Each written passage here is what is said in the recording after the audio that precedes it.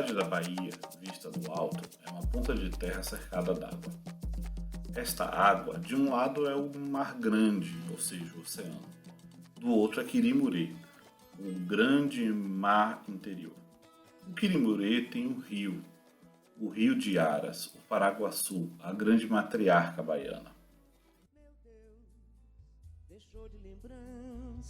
Se você acha que clicou no podcast errado, se enganou. Este é sim o Viagem Gastronômica com Dr. Dendê. E hoje falaremos das comidas e da presença dos nossos ancestrais e irmãos indígenas em nós, baianos. Para começar, não podemos deixar de fazer referência a esse personagem que foi Paraguaçu, ou seja, Catarina Paraguaçu. Você sabe, né, Wagner, um pouco da história dessa heroína indígena dos povos baianos? Sim, eu sei quem foi Catarina, quem foi Diogo Caramuru e tal, mas eu confesso, Rafa, que sei bem pouco quando o assunto é povos indígenas. Na verdade, as informações que eu tenho sobre os primeiros habitantes do Brasil são relacionadas a alguns aspectos da sua alimentação, até por causa das minhas pesquisas com comida, né? Sim, mas é foda isso, né? Porque a gente acaba sempre falando da presença indígena a partir da chegada dos invasores europeus. A gente esquece, muitas das vezes, esquece a história da ocupação da América pelos povos indígenas, remonta a 12 mil anos e não a esses últimos 500. 12 mil anos? Sim, 12 mil anos. Na verdade, essa grande marcha do homem que começou no centro da África, no centro-sul da África, onde ele surgiu, até a América, que foi um dos últimos continentes, é um movimento que pelo menos tem 12 mil anos aqui na América. Sim, professor, estou lembrado das minhas aulas de história na quinta série com Proneusa, da passagem dos homens pelo Estreito de Bering, não é isso? É isso. Tem pesquisas que sugerem outra rota, mas a mais aceita é essa do Estreito de Bering. Eu dei aula disso na quinta série, para a quinta série, e adorava o assunto. Não tenho muita saudade das traquinagens das crianças, né? Mas E falando disso de escola, Rafa, a gente cresceu lembrando dos indígenas apenas no dia 19 de abril, né? Quando a pró pintava nosso rosto, colocava um cocá de cartolina ou de pena de galinha tingida. Misericórdia, ô gente. Só depois de grande foi que eu me dei conta e aprendi que etnia não é fantasia. curioso é que essa fantasia dos indígenas que os professores usam nas escolas tem mais relação com os indígenas norte-americanos, os apaches, do que com os nossos índios brasileiros, né? É uma referência ao bang bang da sessão da tarde. Justamente. Até os blocos de índio do Carnaval de Salvador foram influenciados por esse estereótipo, né, dos indígenas norte-americanos, a exemplo do Apache do Tororó, Comanche do Pelô, por aí vai. E eles carregavam ainda o estigma de blocos violentos. E vale lembrar que esses blocos de índios, esses chamados blocos de índio, eram blocos feitos pela população negra de Salvador e que foram anteriores aos blocos afro, como conhecemos hoje. Verdade, Rafa. E para quem quiser saber mais sobre os blocos de índio do Carnaval de Salvador, vale muito a pena ver os trabalhos do professor Antônio Jorge Godin. Vamos deixar as referências lá no nosso Instagram. Ah, que saudade! Um grande abraço, Agudi. Um querido, né? Mas falando do tema do nosso podcast, que é a alimentação baiana, qual a contribuição dos nossos guias? Para você que não sabe quem são os nossos guias, volte lá na nossa pré-temporada e escute a história de Quirino, Idelgardes e Vivaldo da Costa Lima. Mas, e aí, Wagner? O que é que eles escreveram sobre a alimentação indígena e a sua contribuição? Ah, pois. Vivaldo da Costa Lima não escreveu muita coisa sobre a cozinha indígena, não. As suas principais contribuições, como a gente sabe, são em relação à culinária afro-baiana e o candomblé, especialmente o nagô. Já a professora Hildegardes Viana, ela tratou mais da comida cotidiana dos baianos, da comida do dia a dia. E eu também não lembro de ter visto nenhum trabalho de Hildegardes sobre as influências indígenas para nossa cozinha. Agora, o querido Quirino, ele pisou na bola, viu, quando falou da contribuição dos indígenas na nossa alimentação porque ele considerou a contribuição indígena como muito acanhada e rudimentar. Acanhada e rudimentar? Pois bem, são esses dois adjetivos que ele utiliza para falar da culinária indígena. Por outro lado, Quirino reconheceu que foram eles que nos deixaram a pamonha e a canjica feitas de milho, o beiju e o mingau preparados de farinha de mandioca ou com tapioca, a paçoca ou paçoca de farinha e carne seca pisada no pilão, a farinha de peixe, a farinha de milho, o mate, além do cauim, aquela bebida fermentada à base de aipim ou milho. Não vem aliviar para Quirino, que eu sei que é o seu querido, mas é foda essa forma preconceituosa e quase animalesca que muitos estudiosos se referiram à origem da nossa sociedade, em especial a contribuição indígena. Normalmente na alimentação a gente encontra referências apenas aos insumos, a caça, os vegetais, a folha, ou as suas coisas meio que pitorescas. Eu estou falando pitorescas as piadas, como por exemplo farofa de tanajura ou até a antropofagia. Verdade, Rafa. É bem assim mesmo, é uma visão bem estigmatizada sobre as populações indígenas. Ah, tem até uma coisa que eu esqueci de falar de Quirino, que na lista de comidas que ele fala das contribuições indígenas, ele citou também o caruru, ou cariru, né? Entre as comidas herdadas pelos primeiros habitantes do Brasil. Na verdade, o registro mais antigo que a gente conhece da palavra caruru é do século XVII, em um poema de Gregório de Matos, O Boca do Inferno. Além do caruru, nesse poema, Gregório ele cita a carimã, a muqueca, a pititinga, o mingau de puba e o vinho de caju. E sobre a origem do caruru, a etnolinguista Ieda Pessoa de Castro afirma ser uma palavra banto, do Kikongo, Kibundo. Já Quirino considera o caruru um prato indígena. E Vivaldo da Costa Lima diz que é um termo originário do tupi coá, folha comestível. Enfim, há controvérsias quando o assunto é a origem do caruru. Curioso isso, né? Mas a gente sempre esquece ou ignora a contribuição tecnológica desses povos.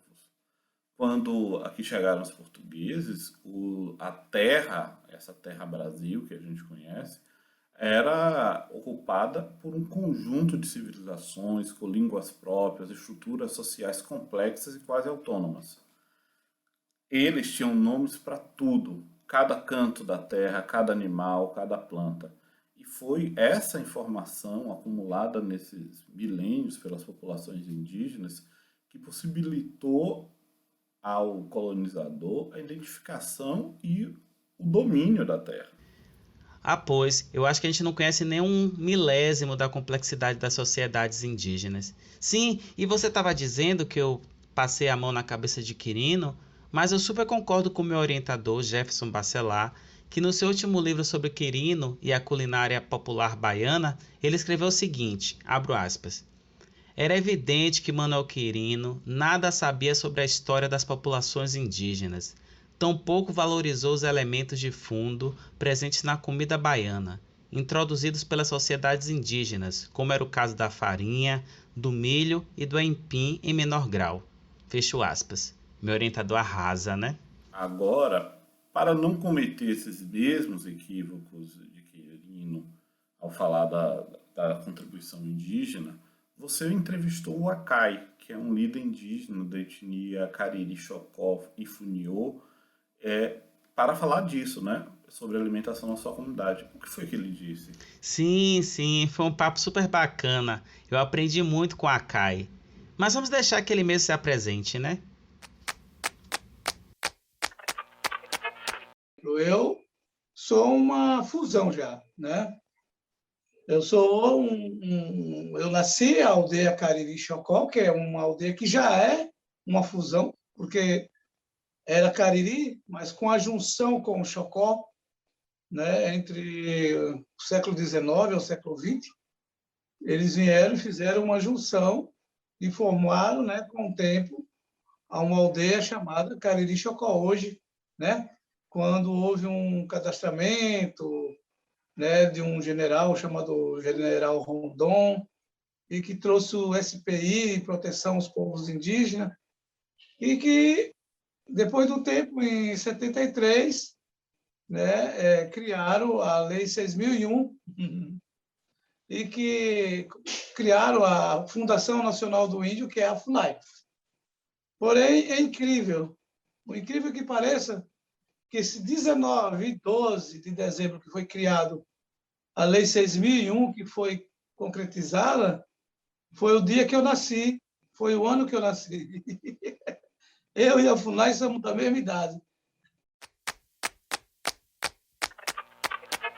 Inclusive, o Akai é artista, terapeuta holístico e recebeu o título de doutor honoris causa pela Universidade de Paris. Hoje ele mora em Alagoas, mas já viveu aqui em Salvador e seu povo está assentado no Vale do São Francisco.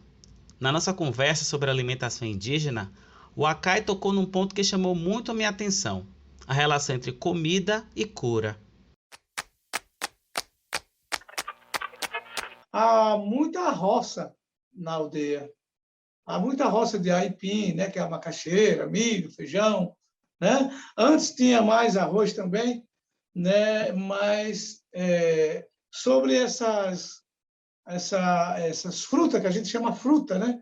Que vocês dão o nome de legumes, né? Muitas nascem ainda. Esse ano mesmo, nossa, esse ano eu fiquei feliz, no ano passado, que eu nunca mais tinha visto uma fruta que parece uma berinjela, mas eu não sei se vocês conhecem por esse nome, caxixe, porque tem o caxixe aquele, mas é como se fosse uma abobrinha.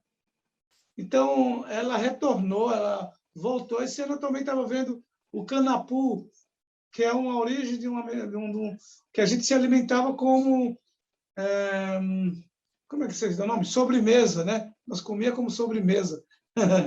E, em verdade, esse canapu é um dos remédios das medicinas que evita o Alzheimer, que evita a perca da memória da massa cefálica.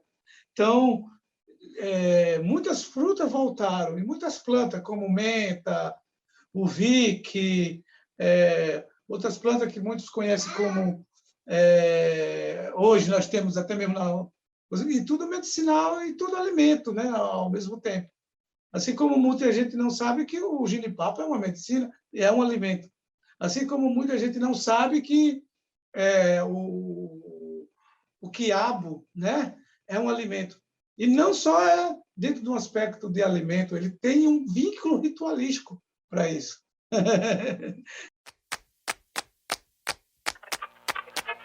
E você aí, sentado no refeitório, abrindo sua marmita, cheia de batata doce e ovo cozido, achando que está cuidando da saúde, hein? Pois, como diz o Dr. Dendê, há muito tempo os povos indígenas já pensavam nessa relação do corpo e do que você ingere. Você sabia, Wagner, que o padre Fernão Cardim registrou ainda no século XVI, início do século XVII, a contribuição desses povos na alimentação, tendo como referência os indígenas da região aqui de Salvador e da Vila do Espírito Santo, hoje Abrantes. Isso está lá no seu Tratado da Terra e da Gente do Brasil, de 1625. Ele dizia: comiam o tempo todo, e de noite e de dia, e a cada hora e momento. E como têm o que comer, não guardam muito tempo, mas logo comem tudo o que têm e repartem entre os seus amigos. Fecha aspas.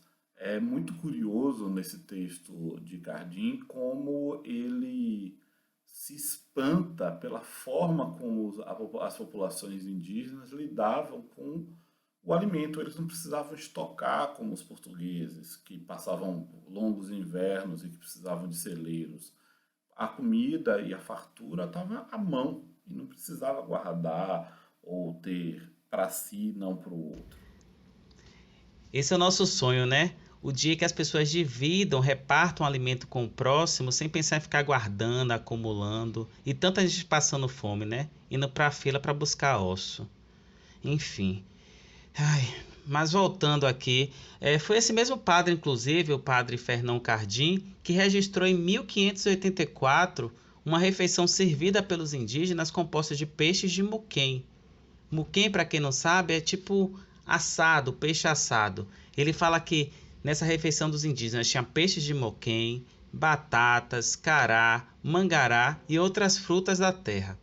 Os povos indígenas, eles tinham o costume de assar, ainda tem até hoje, né? Assar carne ou cozinhá-la em seu próprio líquido, envolvendo em folhas de bananeira e colocando sobre a brasa. Você sabia que na língua tupi, Rafa, moquém significa secar ou tostar a carne? Não, não sabia, mas para mim faz muito sentido. Eu lembro quando criança que na feira lá de Irará, na porta do mercado, se vendia muita muqueca de peixe, que era isso, né? Era uma trouxinha de 4 dedos feita com pititinga, pimenta, tempero e assada direto na brasa em volta na folha de banana. E isso era comprado muito barato e comido com farinha seca no próprio mercado. É uma lembrança que eu tenho muito da infância desse prato. E eu lembro também que eu ficava curioso, porque era muqueca, mas era diferente daquela muqueca que a gente comia na Semana Santa lá em casa. Na minha casa, no sertão, muqueca era comida de Semana Santa. Pois bem, lá em casa no Bonfim, moqueca e comida de azeite é toda sexta-feira. Inclusive, a moqueca, a que a gente conhece hoje, é um ótimo exemplo dessa mistura de diversas culinárias, né? Pois reúne a técnica indígena de muquear, os ingredientes africanos, como azeite de dendê ou leite de coco, e a receita da peixada portuguesa. Curioso isso, né? Mesmo não usando mais a técnica de muquear o peixe, ou seja, assar no forno e depois cozer, a gente ainda usa o termo muqueca para se referir a esse prato que é um ensopado de peixe com dendê.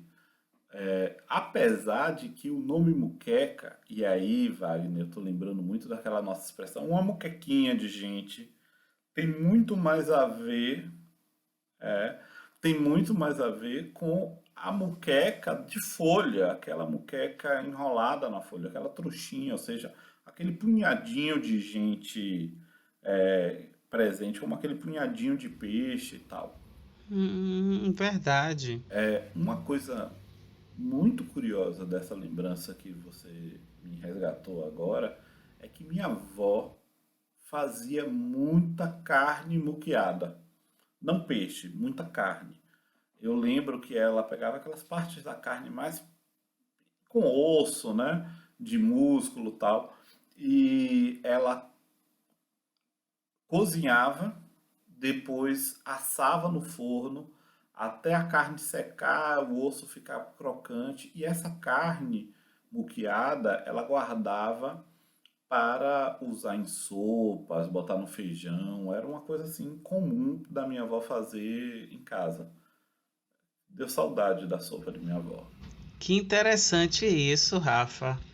Nunca soube dessa história de muquear carne para. Acho que até por uma questão de conservação, né? Porque, né? Nem sempre existiu geladeira. Mas me diga uma coisa: sua avó era descendente de indígenas? Olha, a família de minha avó materna é uma família que deve estar no Brasil desde o século XVII. E como toda família que chegava aqui no século XVII vinha sem mulheres e muito provavelmente tem alguma herança indígena a partir do estupro colonial, né? Mas essa presença, essa ancestralidade indígena foi esquecida ou apagada, obviamente que proposital, e o traço mais presente e relevante da família da minha avó era o traço sefardita. Mas isso é um assunto para outro dia. A gente conversa sobre os sefarditas em outro momento. Agora você ficou falando de sua avó, eu lembrei da minha, né? E é impossível lembrar de minha avó Aurelina e não me remeter àquele biju molhadinho, aquele na folha de bananeira, como é que chama? Beijo de coco. Pois bem, esse biju de coco, uma moqueca de peixe, uma umbuzada, tudo isso me lembra tanto minha avó. Inclusive, você já fez farinha, Rafa? Não, nunca fiz, mas já vi muita farinha ser feita. Pois bem, eu vivi essa experiência na infância. Na verdade, eu acompanhei mais do que fiz, né? E eu lembro da gente na casa de farinha, fazendo beiju, lá na fazenda de Tia Imá, na Maruema. Um beijo, minha tia básica. É uma coisa que eu acho muito curiosa e para mim é uma dessas heranças dessa contribuição indígena na nossa alimentação é a casa de farinha. Aquele espaço amplo com os fornos, onde você tem pessoas ralando, descascando, moendo, botando na prensa, secando, peneirando, assando a farinha. E tudo acontecendo ao mesmo tempo, e a vida dos outros sendo tratada, as resenhas acontecendo, as histórias dos cornos e etc. Tudo sendo tratado ali naquele mesmo espaço. Isso me lembra muito a maloca indígena, como alguns antropólogos tratam, em especial as malocas dos tupinambás da costa. Essa sociabilidade da casa de farinha, né? Mas além da farinha, o outro uso da mandioca que é muito característico da nossa culinária é o uso da folha, né, que serve para preparar uma das minhas comidas preferidas. E sem sombra de dúvidas, é uma comida de origem indígena. Eu mesmo, sempre que vou em Cachoeira e São Félix, eu não deixo de comer. Você já sabe o que é, né? Eu adoro maniçoba. Mas você, além de adorar a maniçoba, você escreveu sobre a maniçoba naquele guia da culinária afro-baiana que você ajudou a produzir, né? Claro, bem lembrado, Rafa. Obviamente que a maniçoba não podia ficar de fora do guia, né? Na verdade, no guia foi eu e uma equipe de pesquisadores que escrevemos os verbetes de 21 pratos selecionados por mim e por Davi Barreto. Davi, ele ainda fez a ilustração de cada um desses pratos. Um cheiro, Dave! Inclusive, além da maniçoba, no guia tem outro prato de origem indígena, que é o efó, também conhecido como o caruru de folha. Para quem ainda não conhece o nosso guia da culinária afro-baiana, depois que terminar esse episódio, é só buscar o link que está na bio, ó, lá no nosso Instagram do Dr. Dendê. Eu gosto mais de efó do que de maniçoba, viu? Mas voltando para maniçoba, eu lembro das aulas do professor Dicivaldo Veiga, onde ele fazia algumas referências a esse prato no Pará. Não sei se a origem do prato é do Pará e veio por Recôncavo Baiano, não sei bem essa história, você sabe? Ó, controvérsias à parte, eu acredito que mais do que ser um prato paraense ou baiano, a maniçoba é uma comida indígena. E foi devido à permanência dos povos indígenas nesses dois estados que o guisado da folha de maniva se tornou um prato tão consumido tanto aqui no Recôncavo Baiano quanto em Belém do Pará. Hum, quem sou eu para polemizar com o Dr. Dendê, viu? Ainda mais sobre comida baiana. Mas acho que tem muita coisa a se pesquisar aí, viu? Verdade, esse mundo da comida é um mundo, é uma fonte inesgotável de pesquisa. E a gente ficou falando agora de maniçoba, me deu uma vontade de comer maniçoba com farinha, misericórdia. Mas só o tempo que leva cozinhando as folhas, eu teria que colocar pelo menos essa maniçoba no fogo há uns 3 dias, né? Se bem que hoje já vendem, né, a folha pré-cozida. Inclusive, isso de cozinhar as folhas me lembrou um trecho da conversa com Aikai, em que ele explica como o povo dele preparava cada tipo de alimento em um utensílio próprio.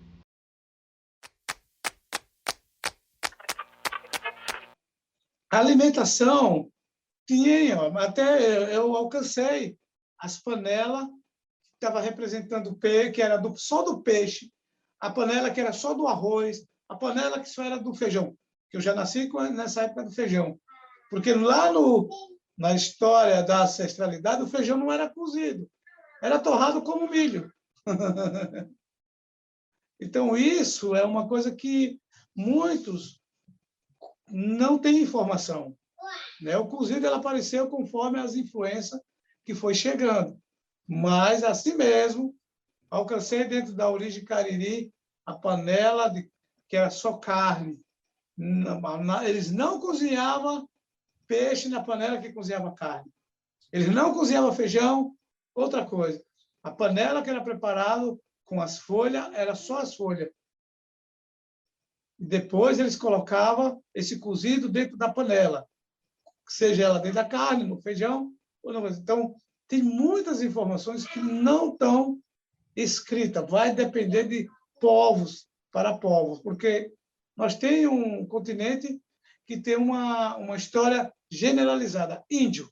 Todo mundo só sabe o que é índio. Não sabe que é um cariri, não sabe o que é um xocó, não sabe o que é um funiô, não sabe o que é um tupinambá, não sabe o que é um pataxó, não sabe o que é um carigangue, ninguém sabe o que é, de alguma forma, um guarani. Eles não, se define como índio. Uma coisa muito bacana que o ICAF fala é dessa diversidade dos povos indígenas, ainda hoje, das comunidades, etc. E um site muito bacana para quem quiser ter mais informação é o site da Ação Nacional Indigenista, a ANAI, A-N-A-I com acento agudo, que é sediada aqui em Salvador, lá no Pelourinho, na Rua das Laranjeiras. E eles têm um trabalho muito bacana sobre esses povos, tem uma descrição de cada um. Vale muito conferir. Não conhecia a Anaí, não. Depois eu vou pesquisar o site deles. Massa, valeu a dica. E agora, inspirado nos ensinamentos de Waikai e no som da sua flauta, a gente não pode terminar esse episódio sem exaltar essa diversidade dos 16 grupos étnicos indígenas que resistem na Bahia até hoje. São eles: Aticum, Caimbé, Cantaruré, Cariri-Xocó, Quiriri, Paiaiá, Pancararé, Pancaru, Pataxó-Ranranrãe, Pataxó, Trucá, Tumbalalá, Tupinambá, Tuxá, Chacriabá e Chucuru-Cariri. Muito legal, hein? Agora, eu acho também que a gente não pode terminar esse episódio sem falar da contribuição que intelectuais indígenas como a CAI está dando à nossa sociedade hoje. Esses intelectuais, e aí em especial o mais proeminente deles, que eu acho que é Ailton Krenak, tem nos possibilitado repensar a nossa sociedade. Em seu livro, Ideias para Adiar o Fim do Mundo, e como precisamos adiar o fim do mundo, hein? Com certeza, esse livro é imprescindível nesse momento que a gente está passando. É mesmo.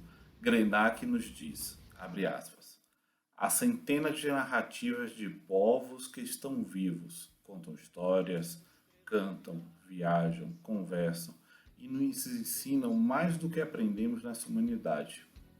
Nós não somos as únicas pessoas interessantes no mundo. Somos parte do todo. Isso talvez tire um pouco da vaidade dessa humanidade que nós pensamos ser, além de diminuir a falta de relevância que temos o tempo todo com as outras companhias que fazem parte dessa viagem cósmica com a gente. Que ensinamento, hein?